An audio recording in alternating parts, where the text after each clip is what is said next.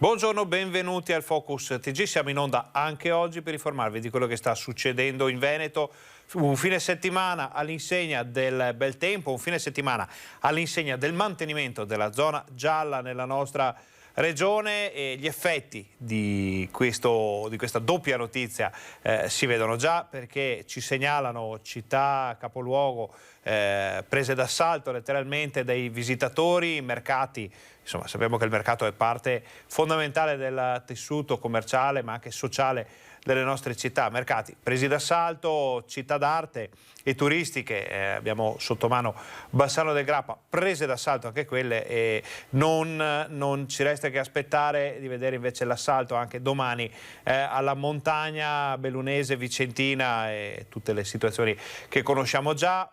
La raccomandazione che arriva dalle autorità è sempre quella: la libertà c'è di fare quello che si vuole, però l'attenzione deve essere massima, ma noi sappiamo già da quello che abbiamo visto in giro che ormai la mascherina è diventata un accessorio imprescindibile, quindi è rarissimo vedere persone, soprattutto in questi giorni di libera uscita, permetteteci questo termine, nelle nostre città. Quindi poi stasera vi racconteremo come sarà andata nel corso della giornata, un sabato che si preannuncia davvero fantastico in tutto il Veneto. Noi comunque siamo qui per darvi tutte le informazioni, tutte le ultime notizie che arrivano dalla nostra regione. Fra poco avremo collegamenti anche con i nostri giornalisti sul campo che ci racconteranno in diretta che cosa sta succedendo. Prima di dare tutte le altre notizie, una buona notizia: è stata ritrovata, e abbiamo anche una foto del soccorso a questa persona che possiamo farvi vedere grazie alla regia di Fabio Verin. È stata ritrovata e sta bene la 75enne di Recoaro Terme, per la cui scomparsa erano scattate ieri le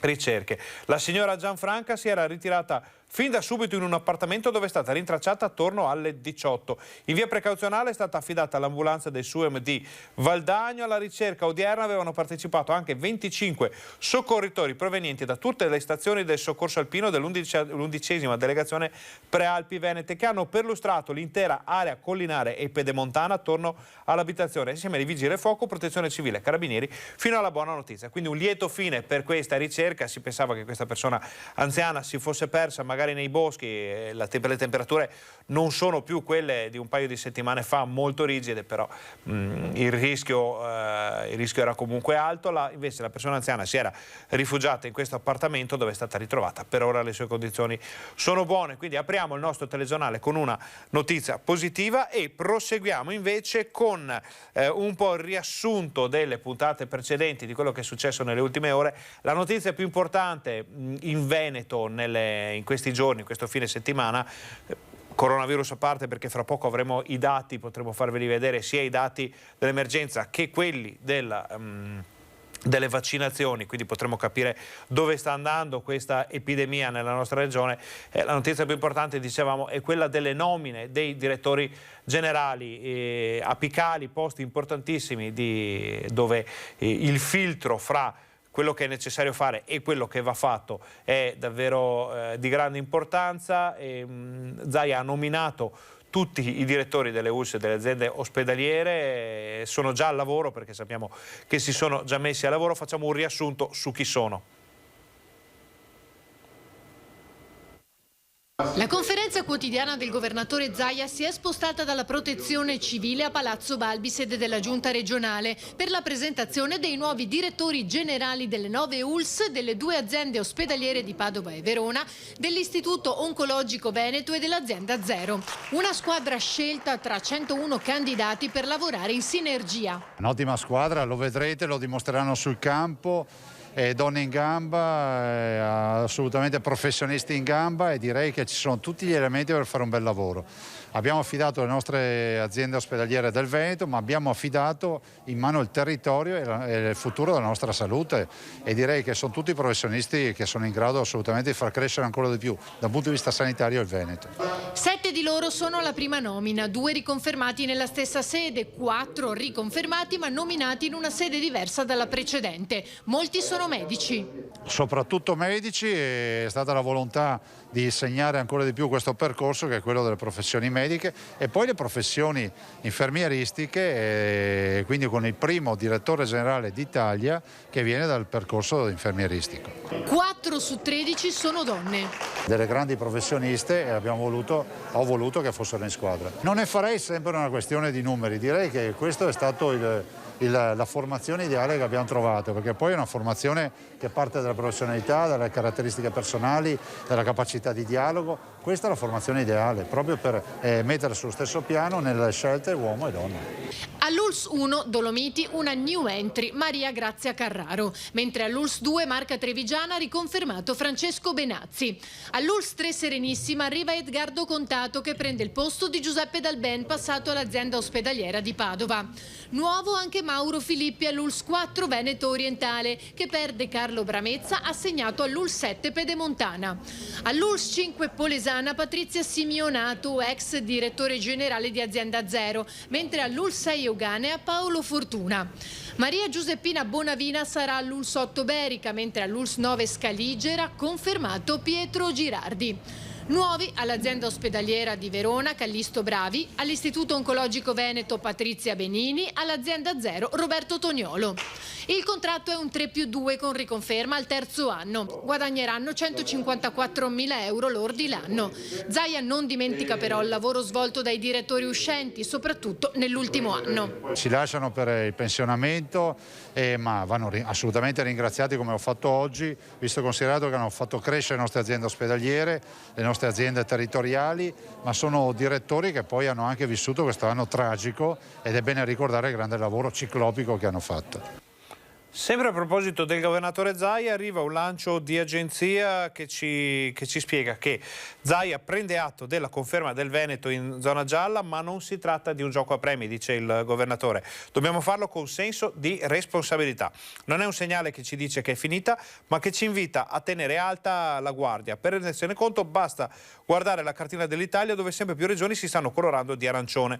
Attorno a noi, ricorda Zaia, il virus sta crescendo. In Veneto registriamo un calo dei ricoveri da 55 giorni consecutivi, poi lo vediamo nella tabella appena arrivata. Abbiamo potuto liberare addirittura 2.100 posti letto dei 3.400 che siamo arrivati ad avere occupati. Abbiamo anche decollassato le terapie intensive, è però anche vero che ci si attende una terza fase nella speranza che ciò non accada o lo faccia in entità limitata. Zaia ribadisce quindi l'indispensabile necessità di tenere alta la guardia. Questa guardia va tenuta alta soprattutto nelle giornate come quella di oggi e quella di domani, dove è facilissimo capitare in un assembramento oppure creare un assembramento, creare situazioni pericolose, se così si può dire, per l'emergenza coronavirus. Quindi massima attenzione, siamo in zona gialla, ma facciamo in modo di meritarci questa zona anche in questo fine settimana. Allora, questo era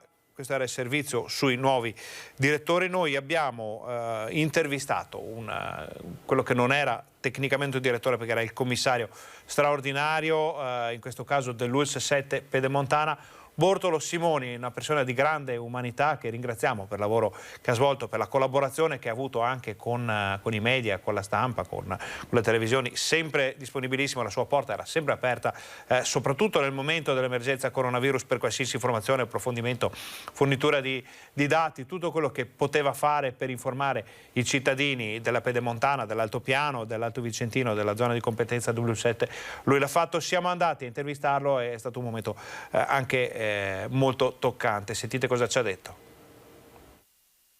5 anni negli uffici della direzione generale del San Bassiano, 3 da direttore sanitario, gli ultimi 2 più qualche mese da commissario dell'ULSS 7 Pedemontana.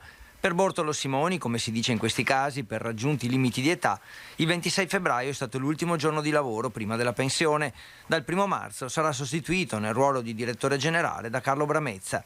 Un po' di smarrimento c'è, un po' di emozione perché è l'ultimo giorno lavorativo di un incarico di 5 anni e l'ultimo anno con l'emergenza Covid.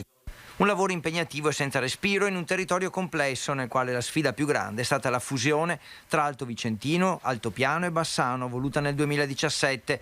Operazione difficile. Simoni, con grande stile, non nasconde il fatto che qualche progetto non è arrivato a conclusione, ma con orgoglio sottolinea anche ciò che ha funzionato nonostante il Covid. Qualcosa di positivo abbiamo fatto qui a Bassano, il nuovo pronto soccorso, per dire come opere realizzate, ma anche la nuova risonanza, la nuova TAC.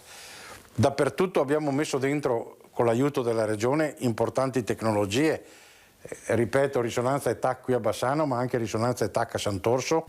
Da risolvere rimangono la carenza di medici specialisti e le liste d'attesa da accorciare, con un consiglio per il suo successore Carlo Bramezza. Il consiglio è quello di capire le frequenze, entrare nelle frequenze giuste con il territorio. Però questa ULSS ha 3 anime, c'è l'anima del bassanese, l'anima dell'Asiago, che hanno un'altra espressività e altri problemi, e l'Alto Vicentino. E ora per Bortolo Simoni una nuova vita nella sua Feltre. Per adesso c'è un po' di riposo e mi guardo un po' in giro, devo recuperare cose private, personali, che ho sempre trascurato. Senza far niente non sto, insomma, ecco, perché qualcosa da fare troveremo, non necessariamente remunerato, magari anche in forma volontaria. Potrei anche pensare di aiutare nella terra mia, andare a fare il medico vaccinatore, per dire banalmente. Queste erano le ultime parole da commissario dell'ULSS 7 di Bortolo Simoni. Avete sentito con quanta umanità ha commentato questo periodo difficile che ha vissuto in trincea, con quanta serenità si appresta a prestare nuovamente, scusate la ripetizione, la propria opera per dare una mano alle persone. Quindi insomma, averne, come si suol dire, lo ringraziamo e lo salutiamo ancora. Adesso facciamo una brevissima parentesi meteo. Avremmo dovuto avere un collegamento con Nicola Sfaronato della pagina Meteo Bassano Pedemontana del Grappa, che purtroppo per motivi prettamente tecnici non possiamo fare, però ci eravamo un po' preparati un po' di immagini. Vi facciamo vedere ad esempio l'altopiano dei 7 comuni. Questo è il centro di Asiago in questo momento, a parte che c'è un po' di gente che gira e non possiamo vedere da questa distanza ovviamente se hanno la mascherina o meno, ma potete vedere che c'è ancora un po' di neve sulle alture circostanti. Sappiamo invece che più in alto ce n'è ancora molta di neve nonostante le temperature altissime. Una giornata favolosa in altopiano, un luogo tutto da godere. La cosa bella è che in altopiano ci possono fare anche passeggiate o ciaspolate, camminate o sci da fondo, rimanendo lontani da altre persone, quindi con un minimo rischio di assembramento. Ovvio che se poi ci si riversa tutti lassù, come è stato visto la settimana scorsa, la situazione può diventare un po' complicata. Questo era Asiago, tanto per dire la bella giornata che c'è in giro, e ce lo conferma anche l'ARPAV, che sempre grazie alla regia di Fabio Verin possiamo farvi vedere che in questo momento in Veneto ci sono 18 gradi e mezzo nel Bassanese, 18,6 nella Pedemontana, 18,5, e questo parliamo ancora delle 11, quindi adesso è probabile che si sia alzata ulteriormente la temperatura. Una giornata con temperature molto alte anche in montagna, 10 gradi, vediamo per esempio nella zona di Asiago, dicevamo 14 gradi a Recoaro Terme, ma anche nella montagna bellunese, dove molti dei nostri telespettatori sono intenzionati ad andare magari nel pomeriggio a fare un giro. Vediamo 9 gradi a Forno di Zoldo, 9 gradi a Borca di Cadore, 8 gradi a Cortina d'Ampezzo, quindi questo vuol dire che la giornata è veramente, veramente bella, però c'è il rischio, poi sentiremo nel corso del pomeriggio per darvi una maggiore informazione durante la serata, c'è il rischio comunque che si possa verificare qualche distacco di neve nelle zone più esposte, nelle zone in cui magari scalda di più il sole, anche a media e alta quota. Quindi massima attenzione oggi a dove si va. Sappiamo ad esempio che le autorità hanno deciso di chiudere la strada che porta al Sacrario del Monte Grappa fin dalle 16 del pomeriggio, proprio per il rischio di valanghe. Quindi notizia di servizio anche per chi ha intenzione di salire in Grappa magari a fare un giro oggi, attenzione, perché alle 16 chiude la strada, la strada che porta proprio al Sacrario viene chiusa per il rischio di valanghe che sono cadute solo pochi giorni fa. Il tema è: ci si può muovere, la giornata è davvero fantastica, ma attenzione a quello che si fa, perché il pericolo è sempre dietro l'angolo, il pericolo anche di assembramenti, quindi occhio al fine settimana. A proposito di assembramenti, di rischi, di situazioni di potenziale pericolo, i controlli proseguono da parte delle forze dell'ordine. Vediamo che cosa è successo a Vicenza. Intensificati i controlli della normativa anti-Covid in città. 75 sono state le persone sottoposte a verifica da parte degli agenti delle volanti della questura. 5 sono state le violazioni accertate e sanzionate amministrativamente. In particolare un cittadino pakistano con l'obbligo di quarantena sorpreso a passeggio in via La Marmora, mentre in viale Riviera Berica una donna in stato di ebbrezza aveva omesso di usare i DPI prescritti. Allora, questo era un flash per quanto riguarda Vicenza. Continuano, dicevamo, i controlli da parte delle forze dell'ordine, ma ci sono situazioni che vanno un po' oltre quello che si può controllare. Come è successo la settimana scorsa a Padova, ci sono stati problemi anche di ordine pubblico, comunque se in tono minore, tanto che l'amministrazione comunale ha deciso di correre ai ripari, ha deciso addirittura di chiudere l'isola Memmia, di porre in essere tutta una serie di precauzioni di cui ci parla ora questo servizio, la nostra redazione padovana. Isola Memmia chiusa nel fine settimana dalle 14 alle 22. L'accesso al punto centrale di Prato della Valle sarà interdetto sabato e domenica, 2 giorni in cui si verificano spesso assembramenti e soprattutto di giovani. Il provvedimento è stato deciso al termine di un lungo comitato dell'ordine della sicurezza pubblico che si è svolto giovedì pomeriggio in prefettura alla presenza di prefetto, questore, comandante dei carabinieri e sindaco di Padova. Sarà chiusa Isola Memmia. Non è sotto l'articolo 50, per cui sotto l'aspetto sanitario non dobbiamo mollare mai, perché finché non siamo tutti vaccinati e ci vorrà molto tempo non possiamo mollare, è un aspetto molto importante. Io capisco i ragazzi che vogliono stare assieme, bere la birra, tutto quanto bene, ragazzi, però l'aspetto sanitario è superiore a ogni altra discussione. La riunione ha confermato anche le misure anti-assembramento attuate già negli ultimi 2 fine settimana, come il senso unico pedonale lungo l'asse Corso Umberto via Roma, la zona centrale dove si concentra la folla di persone che nel fine settimana frequenta la città. La decisione di rinnovare le misure e di aggiungere il divieto di entrare nell'isola Memmia sono state decise dopo la valutazione dell'incremento di contagi registrato nella provincia di Padova, città purtroppo maglia nera per il numero di nuovi positivi che si registrano quotidianamente. Inoltre proprio l'isola Memmia la scorsa domenica è stata teatro di una zuffa tra minorenni sedata solo dall'intervento della polizia. I padovani capiscono, e non è finito il virus, circola ancora e circola molto. Circola ancora e circola molto, su questo non c'è dubbio. Fra poco vediamo insieme i dati riguardanti le ultime ore, con effettivamente si vede una certa tendenza. Ne abbiamo parlato anche con l'assessore Lanzarin e questa sera poi la lunga intervista nel nostro TG Bassano che ci conferma c'è una crescita nei contagi, c'è un calo invece continuo negli ospedali, quindi la bilancia si sta spostando lentamente ma in modo inesorabile, quindi bisogna stare attenti perché sappiamo che poi le ospedalizzazioni e i ricoveri arrivano in una seconda battuta.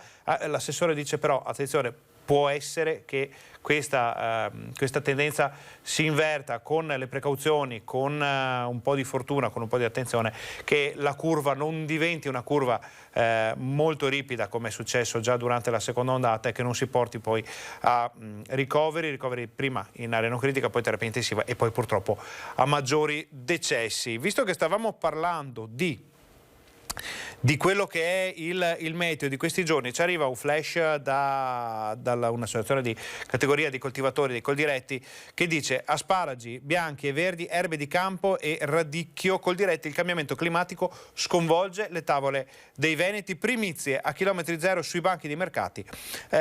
Primizie adesso per chi insomma si muove al mercato, per chi di solito va a fare la spesa e cerca davvero le primizie, le verdure di stagione, i prodotti stagionali che il Veneto offre in grandissima quantità e di grande qualità naturalmente, è un po' fuori, siamo un po' fuori stagione. Asparagi bianchi e verdi, erbe di campo e radicchio verdon in questo caso nei mercati del Veneto ci sono già le primizie, ci fa sapere Coldiretti, in base ai cambiamenti climatici che sconvolgono i cicli stagionali della natura e la spesa dei cittadini che già in questi giorni si possono trovare tra i banchi dei produttori le verdure primaverili in grande anticipo, biete, il tarassaco, le rosoline, l'insalatina, tutti i primi turioni, quindi quelli che sono i turioni, gli asparagi soprattutto, sono già stati raccolti e pronti per gli appuntamenti di questo giorno.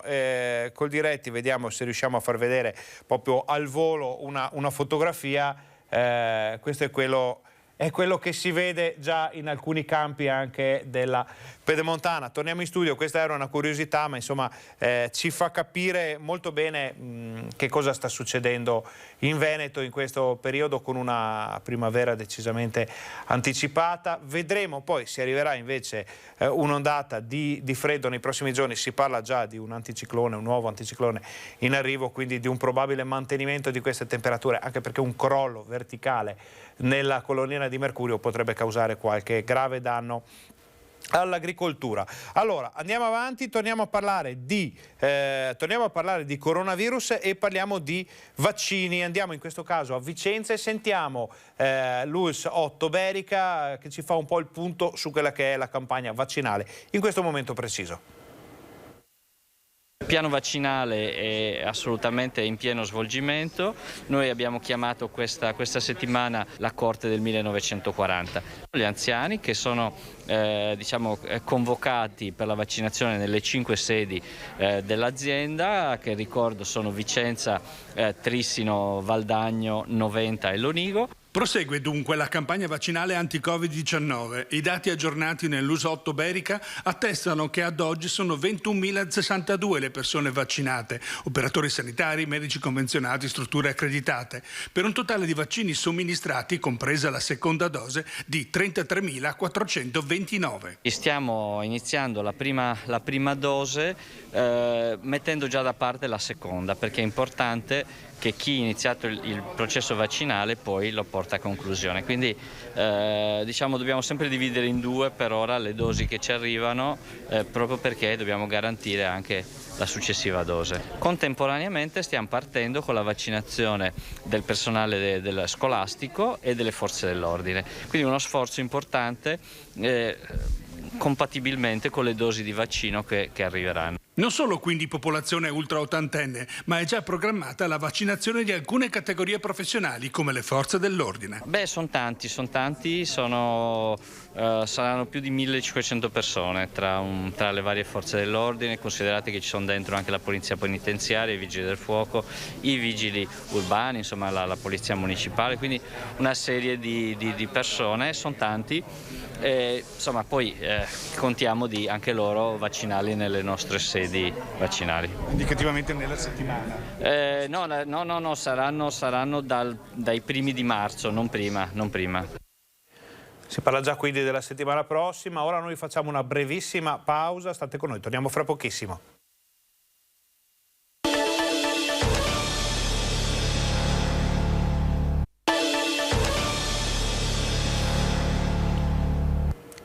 Buongiorno, bentornati al nostro Focus TG. Siamo in onda anche oggi in diretta per informarvi e raccontarvi quello che sta succedendo in Veneto. Abbiamo parlato prima, nella prima fase della nostra informazione, del numero di persone che stanno letteralmente prendendo d'assalto i capoluoghi, le città più importanti, ma anche le città d'arte del Veneto. In questo caso andiamo a vedere che cosa sta succedendo a Bassano del Grappa, dove Vanessa Banzato è con Alessandro Costacurta in pieno centro. Siamo a una manciata di metri dal Ponte Vecchio, aperto, lo ricordiamo, dopo i lavori di qualche settimana fa. Vanessa, buongiorno. Ci confermi che anche Bassano è piena di gente oggi o abbiamo una situazione diversa?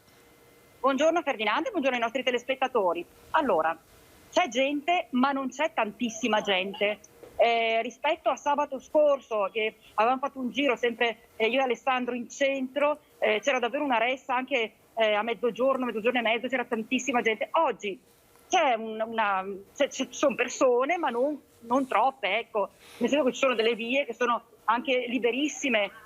Abbiamo fatto anche delle riprese proprio per confermare questa cosa, mentre i bar, i locali, i ristoranti, le paninoteche che ci sono in centro, quelli sì, sono stracolmi di gente. L'aperitivo che non si può più fare magari alle 7 di sera si è anticipato al pre-pranzo e di conseguenza i bar, i locali sono letteralmente presi d'assalto. A proposito di locali, abbiamo approfittato anche per chiedere alla gente come sta vivendo questo periodo, questo ennesimo rinvio dell'apertura serale di bar e ristoranti, perché sappiamo che resta bloccato appunto l'orario serale di apertura per bar e ristoranti, per i locali. Le persone sono divise e da un canto dicono è bene, è giusto che ci sia questo accorgimento, dall'altro però sono molto preoccupati per i lavoratori stessi, per i baristi, per i gestori insomma di questi locali che si trovano diminuito di parecchio il lavoro.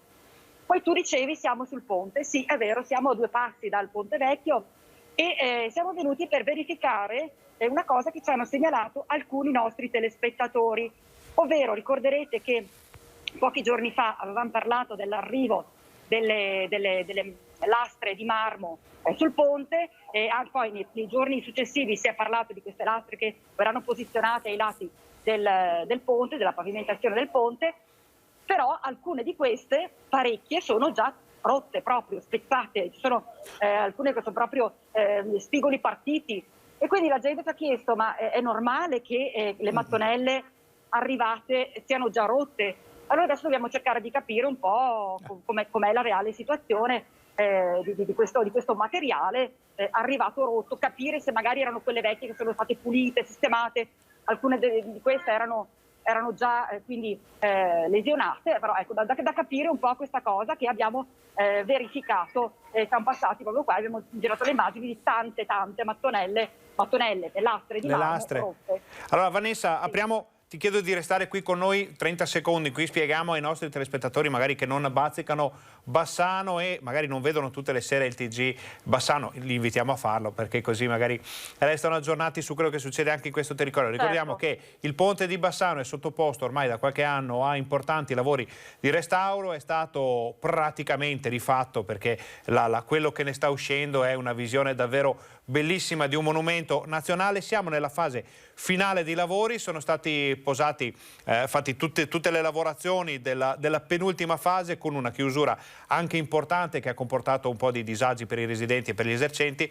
Adesso fra un po' si chiuderà ancora per posare questa pavimentazione, poi finalmente fra aprile, maggio, forse giugno, insomma si parla di una finestra comunque fra pochissimi mesi, il ponte vecchio di Bassano, qualcuno lo chiama Ponte degli Alpini, qualcuno lo chiama Ponte di Palladio, insomma il ponte di Bassano e dei bassanesi sarà riaperto. Questo era un piccolo riassunto delle puntate precedenti. Questa sera nel TG Bassano chiariremo questo mistero delle lastre rotte, sicuramente ci sarà una spiegazione, se non ci sarà una spiegazione la continueremo a cercarla. Vanessa, ti chiedo anche un'altra cosa, vediamo intanto che tutte le persone a spasso per Bassano portano la mascherina e questo è un bene perché vuol dire che ormai è un accessorio che è entrato a far parte della vita quotidiana di ognuno di noi, che ci resterà fino a quando sarà necessario. Mi confermi che c'è attenzione in questo caso, in questo senso? C'è tantissima attenzione, Ferdinando, e tra l'altro le persone che abbiamo avvicinato al microfono proprio tengono a ribadire l'importanza della responsabilità di ognuno, anche indossando la mascherina, anche rispettando le distanze di sicurezza, anche continuando a disinfettarsi le mani. Di conseguenza c'è molto rispetto di queste, almeno il fatto di indossare la mascherina, molto rispetto di queste regole che sono semplicissime, sappiamo benissimo da rispettare, però ecco le persone che non ho visto nessuno senza mascherina se non al bar, seduto al bar mentre sta bevendo. Quindi voglio dire, se la tolgono solo per il tempo necessario per bere, poi ho visto, adesso tra l'altro ho anche un bar qua dietro, quindi sto buttando l'occhio mentre parlo e sto vedendo, si tirano su appena hanno bevuto. Quindi bene. È bene, molto bene questa cosa. Vanessa, bene. un altro accessorio di cui parliamo, poi vi lasciamo andare perché sappiamo che è una giornata molto caotica di lavoro anche oggi per le nostre redazioni. Stavamo parlando del meteo poco fa, stavamo parlando addirittura di primizie fuori stagione. Oggi, a quanto vediamo, è una di quelle giornate in cui c'è chi va in giro con il piumino e chi ci va in giro già in maniche di camicia anche a Bassano. Sì, decisamente. Allora vedete me col cappotto, perché a parte che io sono freddolosissima, quindi io col cappotto, però vedo soprattutto i giovani in maniche corte. E quindi sì, c'è questa differenza, no, proprio di capo d'abbigliamento che si indossa. Ci sta bene, c'è la temperatura elevata, proprio una temperatura prettamente primaverile. Bene. E sì, quindi questo agevola anche la presenza di persone nelle città, ecco. Quindi sì, confermo che ci sono persone con maniche corte e persone invece incappottate come Incappottate. me. Allora, termini incappottata. Allora Vanessa, noi ti ringraziamo Alessandro Costacurta per la parte tecnica di questo interessante collegamento. Invitiamo i nostri telespettatori naturalmente a vedere il TG Bassano questa sera per tutti gli approfondimenti del caso. Vi auguriamo un buon lavoro, una buona giornata.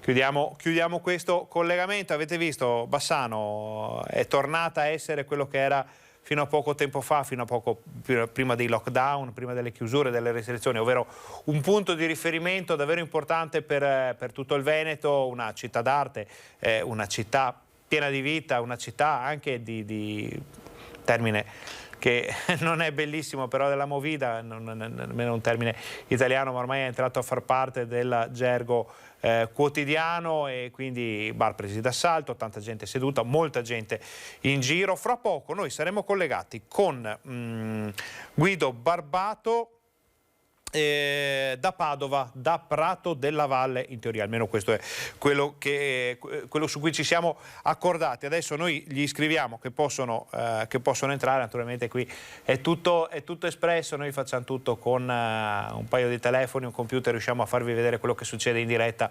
nelle città del Veneto. Allora, dicevamo, Guido Barbato da Padova per farci vedere la situazione padovana, una città ovviamente molto più grande di Bassano e che attira sempre un gran numero di persone, di visitatori, di turisti, di persone che vanno a vedere la città, che vanno al mercato, che vanno a fare spese. Padova è un punto commerciale davvero importante per il Veneto. Tra l'altro ricordiamo sempre che il Palazzo della Ragione e il Salon sottostante sono considerati il centro commerciale al coperto più antichi d'Europa. Ne parliamo stranamente ogni volta che c'è Guido Barbato, perché con Guido Barbato tendiamo a fare collegamenti da luoghi all'aperto, commerciali e magari di svago, di tempo libero.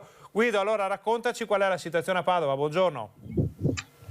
Buongiorno Ferdinando, buongiorno a tutti. Un grande centro commerciale è da sempre il Prato della Valle. Qui si racconta che era adibito a luogo di vendita delle merci fin da dopo l'era romana di Padova. Qui si narra anche che il nome Prato della Valle derivi dal fatto che anticamente era una conca, perciò un luogo anche molto soggetto a diventare un pantano e quindi impraticabile, finché non arrivò un procuratore veneziano, Andrea Memmo. Andrea Memmo venne mandato da Venezia nella seconda metà del 1700 per fare migliorare alcuni luoghi di Padova. Tra questi Prato della Valle venne migliorato con la creazione dell'isola Memmia, che prese il nome proprio da questo amministratore politico del Settecento veneziano, che fece arrivare, si dice, 10.000 carri di terra perché la conca diventasse in realtà un luogo leggermente sopraelevato, e l'isola Memmia, forse l'ha intuita alle mie spalle, è questo oggi, è collegata a una isola a forma ellittica, collegata al resto del Prato della Valle da quattro ponti. Oggi e domani tra le 14 e le 22, per decisione del sindaco di Padova Sergio Giordani, questi ponti verranno chiusi al transito. Le transenne sono, magari facciamo un rapido cambio camera, sono posizionate già vedete ai bordi delle porte di accesso a Prato della Valle, e questo per contenere gli assembramenti e anche per evitare, si dice, almeno questa è l'intenzione del primo cittadino che può in autonomia prendere queste decisioni, per evitare che ci sia un'altra rissa come quella che c'è stata domenica scorsa nel pomeriggio tra minorenni, probabilmente così rendendo più controllabile dalle forze dell'ordine tutto il resto di Prato della Valle, cioè tutto il territorio comunque non piccolo. Stiamo parlando della quinta piazza più grande d'Europa, la prima più grande d'Italia, con una metratura che mi pare supera gli 80.000 metri quadri, probabilmente più controllabile, e anche per evitare, che so, eventuali gesti inconsulti di buttarsi nella antica canaletta che circonda l'isola Memmia. Quindi dalle 14 comunque noi anche poi saremo qui per vedere come verrà vissuta dai padovani questa limitazione, per quanto abbastanza contenuta, posso dire, di un ambiente che il sabato è evocato al mercato, a un mercato molto ampio.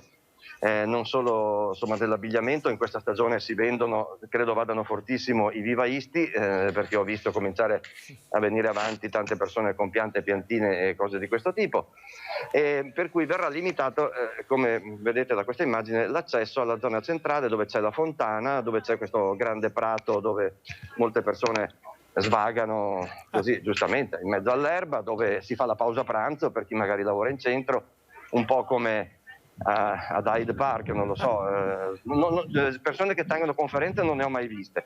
No, però Guido, grazie per queste immagini, perché è un luogo davvero bellissimo. Ricordiamo Prato della Valle, un punto di riferimento per i padovani, ma anche per i turisti. Quando si va a Padova a fare una cappatina in Prato della Valle, diciamo che è uno dei luoghi, assieme al Santo e assieme alle piazze, in cui di solito non si può non andare quando si va a fare una visita a Padova. I padovani ovviamente ce l'hanno a portata di mano e per loro è casa, quindi vediamo le tante persone.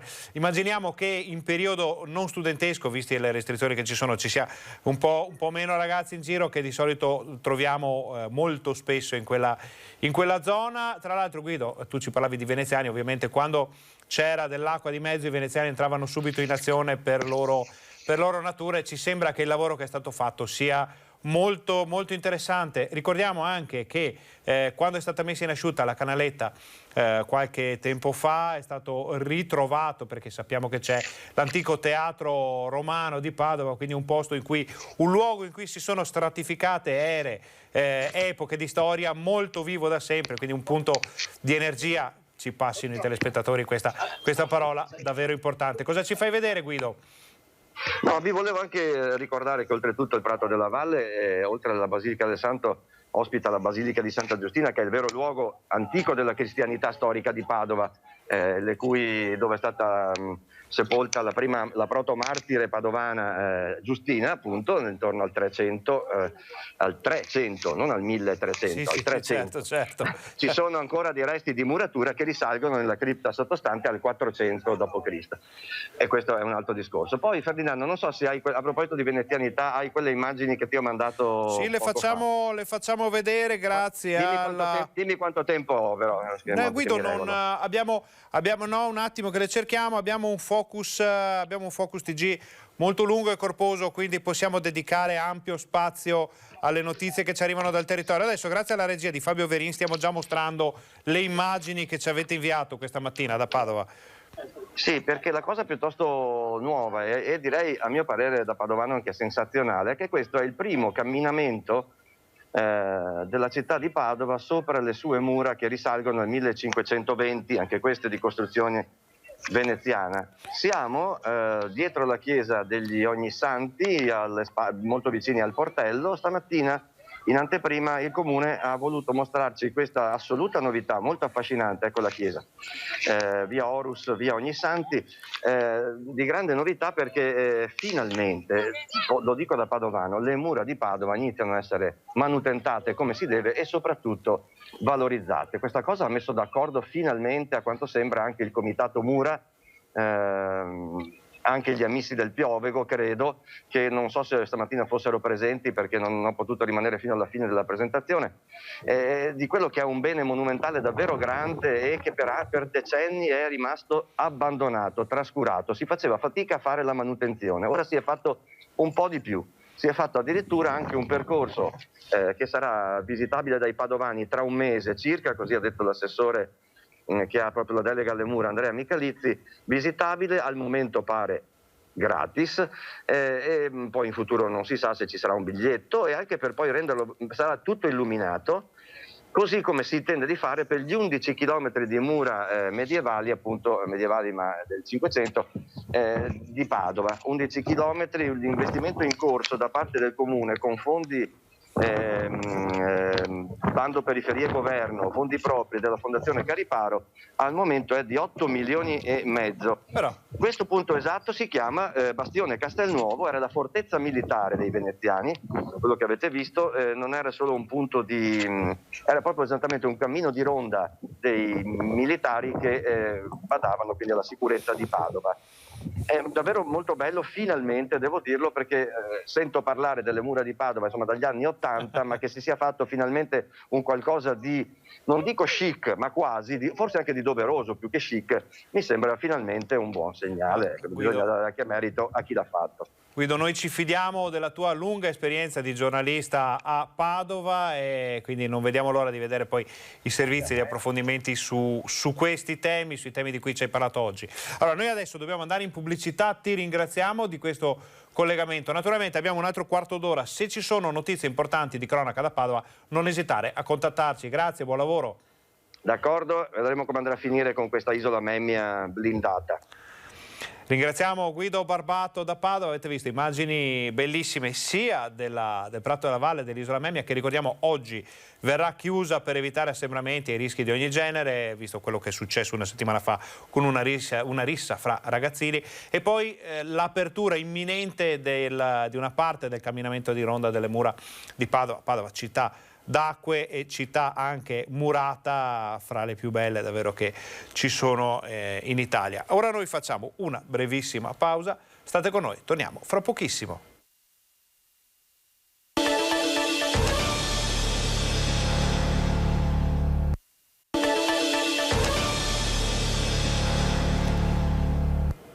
Buongiorno, bentornati al nostro Focus TG. Questa ultima parte della nostra informazione la dedichiamo a partire dai dati che ci arrivano dall'azienda Zero della Regione del Veneto. Sono i dati di questa mattina, quindi molto freschi, e li vediamo insieme per la prima volta. Allora, sono 24.032 i casi attualmente positivi in Veneto. C'è una crescita continua, lenta, inesorabile, purtroppo costante, la crescita delle nuove positività nella nostra regione. Eravamo a 22.000 solo un paio di giorni fa, solo 2 o 3 giorni fa, adesso siamo già oltre 24.000. Sono 1.285 i nuovi positivi, ricordiamo che nelle 24 ore precedenti erano stati 1.140 circa, quindi anche questo dato è in crescita. Sono 332.736 le persone positive, vediamo, questo è il dato dall'inizio dell'emergenza coronavirus. Vediamo poi che sono però 298.867 le persone che si sono negativizzate, sono 9.837, questo è un dato da approcciare con la massima attenzione e sensibilità, le persone che hanno perso la vita col coronavirus dall'inizio dell'emergenza. Ci avviamo purtroppo a quota 10.000. Scendiamo nella seconda parte della tabella, che è molto importante ed è quasi speculare rispetto alla prima, perché con un innalzamento dei nuovi casi abbiamo un abbassamento della pressione ospedaliera. Ecco perché sono 1.187 i posti letto occupati in area non critica, quindi persone che sono affette da coronavirus, che hanno problemi ma che non hanno bisogno di una terapia intensiva. Di queste 776 ancora positive e 411 negativizzate. Sono 136 le terapie intensive occupate in Veneto, con 107 impegnate da persone ancora positive, 29 da persone che si sono negativizzate. La differenza rispetto al giorno precedente: 8 aree non critiche, in area non critica ricoverati in meno, una terapia intensiva in più, quindi terapie intensive tendono a reggere maggiormente quello che è il numero. Purtroppo sono da segnalare nelle ultime 24 ore anche 6 decessi, un numero che cala continuamente, però fin quando non arriveremo a uno zero definitivo non si potrà cantare vittoria. Torniamo in studio, questi erano i dati dell'emergenza coronavirus aggiornati a questa mattina. Per scoprire la direzione di queste ultime ore di questa epidemia dovremo vedere i dati questa sera, ve li daremo all'inizio del TG Bassano nella fascia serale dell'informazione. Altro dato importante è quello delle delle vaccinazioni, perché ieri sera, e sempre con la regia di Fabio Verin possiamo andarle a vedere, sono le dosi somministrate, eccole qua, in tutto il Veneto. 16.401 per l'azienda Dolomiti, 52.255 nella provincia di Treviso, Serenissima e Veneto Orientale vanno a braccetto, quindi sono a 53.000 e rotti dosi già somministrate. Polesana 18.599, Leuganea, quella padovana, va vista assieme all'ospedaliera di Padova, quindi siamo già a 63.000, quindi Padova in questo momento è la provincia che ha vaccinato il maggior numero di persone. l'ULSS 7 Pedemontana 25.000, l'ULSS 8 Berica 34.000, la Scaligera 46, anche qui siamo, forse probabilmente è Verona che ha fatto più vaccinazioni Verona è comunque attorno alle 50 e rotte mila unità, quindi andiamo abbastanza bene in tutto il Veneto. In tutto il Veneto sono 323.066 le dosi somministrate a ieri sera. Questo vuol dire però che ci sono 211.425 persone che hanno già ricevuto una dose di vaccino. Il ciclo completo, ovvero le persone che hanno completato la fase vaccinale con le 2 dosi, è di 111.707. Purtroppo è un dato che va letto in controluce, perché non è proprio quello che ci si aspettava a causa del blocco delle forniture dei vaccini. Siamo un po' indietro rispetto a quello che ci si aspettava in questo momento. Sappiamo che la percentuale da raggiungere della popolazione vaccinata per creare immunità di gregge con le nuove varianti inglesi e altre che circolano è stata alzata dal 70 circa al 75%. Per vaccinare il 75% dei veneti ci vorrà un po' di tempo, e soprattutto se arriveranno le dosi. Molti di voi ci scrivono che siamo disposti a pagare qualcosa di più pur di avere i vaccini. Naturalmente immaginiamo che non sia un problema di soldi, ma proprio di forniture e anche di rapporti fra privati e pubblico nell'acquisizione dei vaccini. Una situazione molto complicata di cui vi diamo conto ogni giorno nei nostri telegiornali. Questi erano i dati dell'emergenza coronavirus in Veneto. Parliamo di vaccini anche all'interno della Croce Rossa, dove ci sono dei volontari che non hanno intenzione di vaccinarsi. La Croce Rossa italiana fa sapere che verranno sospesi, ovvero non saranno operativi. Se qualche volontario dovesse ritenere di doversi sottrarre alla vaccinazione, io gli proporrò di passare ad un servizio meno esposto, insomma. Mi pare una cosa giusta per lui e giusta per gli eventuali pazienti che gli dovessero essere affidati. Potrebbero essere esclusi dal servizio attivo di cura del malato i 20 volontari della Croce Rossa che al momento hanno rifiutato di vaccinarsi contro il Covid. La decisione rispecchia le linee guida nazionali dell'organizzazione. In Veneto i volontari e tutto l'organigramma della Croce Rossa sono rientrati nella prima fase della campagna vaccinale insieme agli operatori della sanità pubblica. A Padova sono circa 1.200, 850 quelli già vaccinati. Al momento è prevista una seconda tornata di vaccini per chi era stato impossibilitato nella prima fase, ma pare che siano 20 volontari contrari alla somministrazione del siero anti-Covid. Il presidente Rupolo, prima di prendere decisioni, intende incontrare e parlare personalmente con questi operatori. Se qualcuno dovesse dire io non mi vaccino perché ritengo di non dovermi vaccinare, perché non riesco a superare i timori che la vaccinazione possa, che ne so, fra alcuni anni produrre alcuni effetti, perché il vaccino è troppo, lo ritengo troppo sperimentale, insomma, qualunque sia la motivazione, è evidente che a quel punto io devo far prevalere il principio di non maleficenza, si chiama, cioè un principio etico in base al quale io devo garantire ai pazienti ai quali faccio servizio che tu, che non hai voluto vaccinarti, non possa essere per questi pazienti potenzialmente pericoloso. I volontari, che fanno turni in ambulanza con spazi stretti dalle 8 alle 11 ore al giorno, devono proteggere loro stessi dal rischio di essere contagiati da una persona che trasportano o assistono e devono a loro volta tutelare i pazienti con cui vengono in contatto. Ora che c'è lo strumento dei vaccini, oltre ai dispositivi di sicurezza, non si può più prescindere da questo.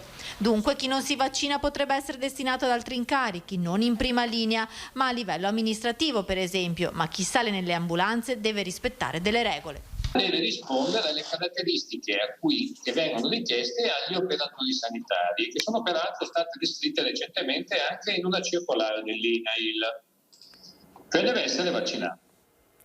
Questa era insomma una presa di posizione abbastanza forte da parte della Croce Rossa italiana. Adesso facciamo un salto a Vicenza perché abbiamo un contributo che ci arriva dalla nostra redazione vicentina con Angelica Montagna che ci racconta un po' come sta andando la giornata in città.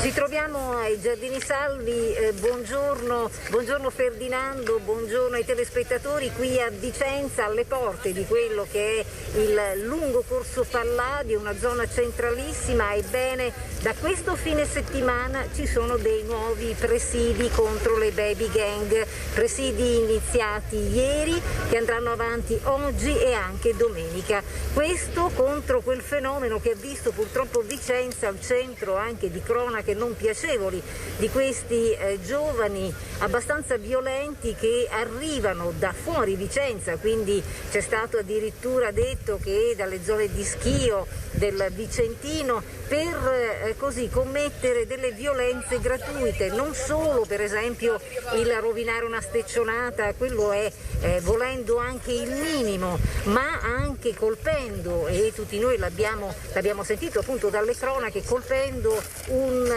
controllore del SVT all'interno dell'autobus proprio nella fermata qui accanto davanti al supermercato. Abbiamo detto quindi un presidio organizzato, tante le forze dell'ordine che collaborano insieme, dalla polizia locale alla polizia di Stato, Guardia di Finanza, addirittura all'esercito, e noi abbiamo visto fino a poco tempo fa una camionetta dell'esercito che comunque continua a girare, fare la ronda. Abbiamo visto anche polizia locale, polizia di Stato proprio qui. Un presidio importante dalle 3:30, 4 del pomeriggio fino alle 19, dunque orario in cui vengono chiusi questi grandi cancelli di questo parco che è un polmone bellissimo, antico nella città di Vicenza. Del resto lo stesso Ferdinando Sindaco Rucco ci diceva ieri come anche il prefetto ha dato disposizione, proprio perché ha capito che Vicenza, questa bella gioiello del Veneto, merita il rispetto e merita di essere tutelata a dovere. Quindi la novità da Vicenza un po' è questa. Oggi questo presidio importante, iniziato ieri, andrà avanti oggi e domani per tutti i weekend, affinché appunto queste baby gang, che tra l'altro è stato sottolineato vengono da fuori, non abbiano terreno fertile, non trovino terreno fertile per agire in maniera appunto violenta. E io direi che da Vicenza è tutto, restituisco dunque la linea allo studio. Torniamo in studio, ringraziamo Angelica Montagna della nostra redazione vicentina per questo interessante contributo. Adesso vediamo se riusciamo a farvi vedere un video un po' particolare in chiusura. Allora, questo è un video che ci è stato inviato dai Vigili del Fuoco perché si è concluso a Valstagna, nella valle del dentro il Brenta tecnicamente, un corso per soccorritori fluviali e dei Vigili del Fuoco. Sono 9 i soccorritori che hanno superato il corso. Potete vedere, hanno superato prove a parte teoriche, ma in parte anche dentro il Brenta, prove di salvataggio, prove di soccorso, prove anche rese più complicate. Vediamo questa immagine, è un'immagine che vista così è già drammatica, ma immaginiamo un soccorritore che va a prendersi una persona caduta da un ponte, da un gommone, scivolata in acqua. Insomma, situazioni non certo facili. Ne dicevamo, nel Brenta, un Brenta che porta giù l'acqua che arriva dalle montagne, quindi un Brenta decisamente freddo in questa in questa stagione. Torniamo in studio, immagini molto interessanti. Questa sera poi avremo un servizio più completo nel nostro TG Bassano, e con questa immagine, insomma, che ci dà anche un po' di speranza, sapere che c'è qualcuno che veglia su di noi come Vigili del Fuoco, sempre pronti a entrare in azione, ci dà un po' di conforto nella vita di tutti i giorni, il conforto che arriverà poi quando i vaccini saranno completati, quando tutto questo sarà finito. Ne riparleremo fra qualche tempo. Vi diamo appuntamento ai nostri telegiornali questa sera, vi auguriamo un buon pomeriggio, grazie per essere stati con noi.